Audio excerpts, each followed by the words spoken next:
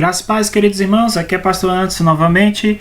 Vamos dar continuidade ao nosso tema desta vez, que é Teontologia, a Doutrina de Deus, com a aula 1, a existência de Deus, ok? Sobre a questão da existência de Deus, nós que somos cristãos, que cremos em Deus, cremos em Cristo, nós já partimos do pressuposto que Deus existe. Inclusive Paulo fala aos Tessalonicenses que a fé não é de todos, mas aos que creem, Deus não é nenhum problema a questão da existência dele. Então nós cremos que Deus existe, criou o universo e criou os seres criados. Agora, uma pergunta que surge: como podemos saber que Deus existe? Essa é uma pergunta que tipicamente alguém que não conhece a Deus, não conhece especialmente Jesus Cristo, não crê na palavra de Deus, pode nos fazer. E a Bíblia diz que nós temos que estar preparados para dar razão da nossa esperança. Logo, o conteúdo desta aula não é propriamente dito para fazer você acreditar mais ainda em Deus, porque a fé independe disso, mas é para saber você apresentar de maneira racional a sua fé, porque nós cremos, mas também pensamos. Por isso que eu quero apresentar para vocês essa frase de Agostinho, que ele diz: Deus não espera que submetamos a nossa fé a ele sem razão, mas os próprios limites da nossa razão torna a fé uma necessidade. Ou seja, crer em Deus não é se divorciar da razão. E nós temos que aprender a dar razão da nossa esperança e apresentar de maneira racional porque cremos em Jesus e não em outro. Ok, pessoal? A resposta a essa questão pode ser dada em duas partes. De maneira geral, é óbvio, depois nós vamos falar mais um pouco, mas de maneira geral nós podemos apresentar, digamos, duas propostas, duas respostas. Primeiro é que todo ser humano tem um senso interior de Deus. Todo ser humano tem uma intuição que diz algo no coração dele que existe um ser superior. Em segundo lugar, acreditamos, e isso para os que creem na palavra de Deus, acreditamos na evidência encontrada nas Escrituras e na natureza, ou seja, a criação revela o seu Criador. Ok? Vamos falar disso mais na frente. Primeira resposta: todas as pessoas de qualquer lugar têm uma profunda intuição íntima de que Deus existe e que são criaturas de Deus e de que Ele é o seu Criador, né? Existem esses textos aí que apontam para essa verdade, mas vamos analisar um especial, que é Romanos capítulo 1, verso 18 em diante, que diz: a ira de Deus se revela, olha esse termo, se revela do céu contra toda impiedade e perversão dos homens, que detém a verdade pela injustiça. Verso 19: porquanto que de Deus se pode conhecer, ou seja, você pode conhecer a Deus, é manifesto, não é escondido, é manifesto entre eles, porque Deus lhes manifestou, ou seja, Deus foi e manifestou, ele se auto-revelou, porque os atributos invisíveis de Deus, assim o seu eterno poder, como também a sua própria divindade, claramente se reconhece desde o princípio do mundo, sendo percebidos por meio das coisas que foram criadas. Tais homens são por isso indesculpáveis, ou seja, a criação aponta e revela o seu Criador. Paulo diz que mesmo os gentios, e essa palavra gentil aí era um termo pejorativo que os judeus usavam para se referir a todo aquele que não era judeu, e por isso não conhecia de maneira objetiva e prática a lei mosaica, a lei de Deus, que revelava os conceitos, os valores e os princípios divinos. Logo, ele vai dizer uma coisa muito interessante. Ele vai dizer que mesmo essas pessoas tinham um certo conhecimento de Deus, mas não honravam Deus como deveria ser e nem lhe eram gratos.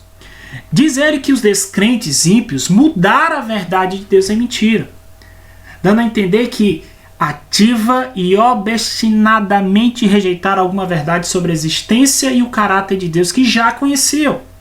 Paulo diz que o que de Deus se pode conhecer é manifesto, não é oculto, é manifesto entre eles.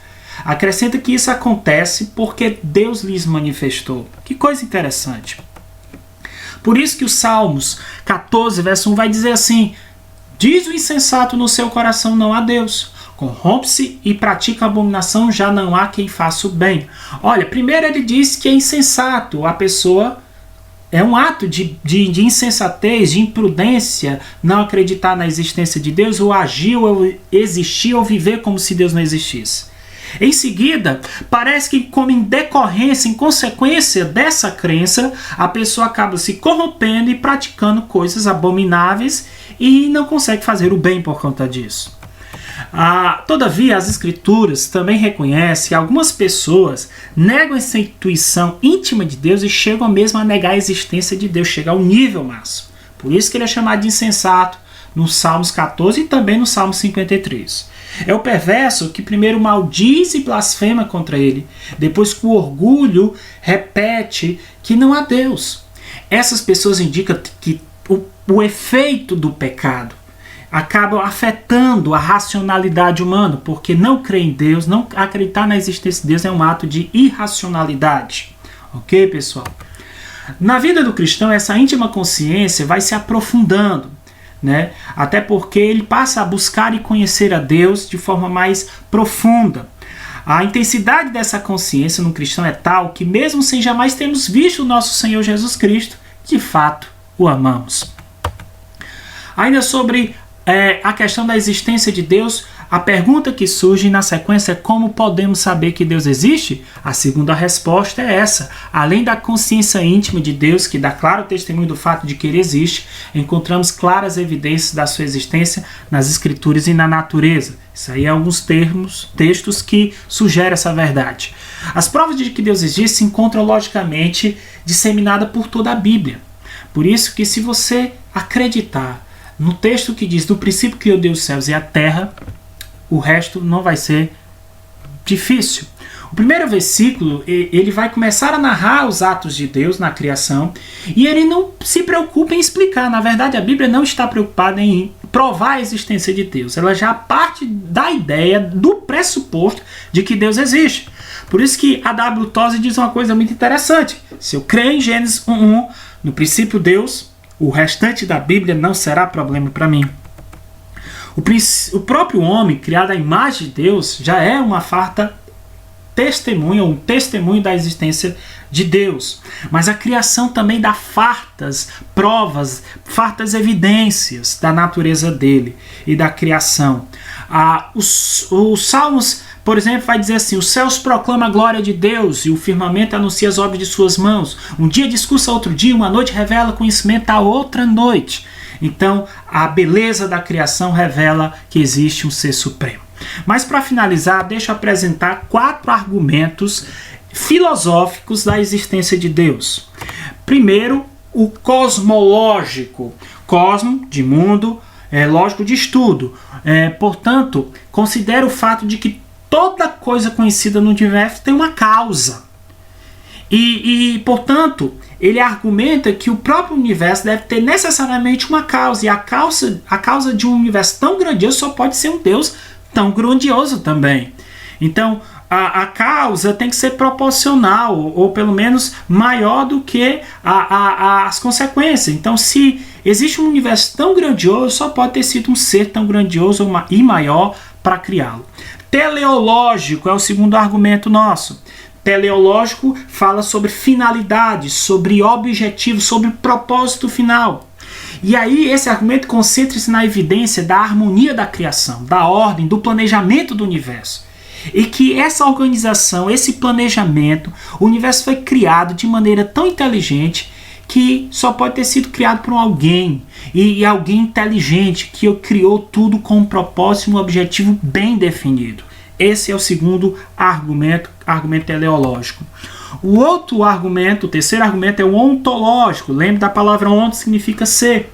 Parte da ideia de Deus, definido como ser maior do que qualquer coisa que possa imaginar. Você não consegue imaginar algo ou alguém ou um ser maior que Deus.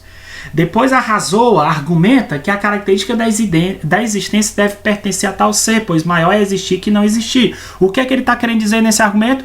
Que se existe um ser tão grande, ele tem que existir. E o quarto argumento, e eu não posso me demorar muito por causa do tempo, é o argumento moral.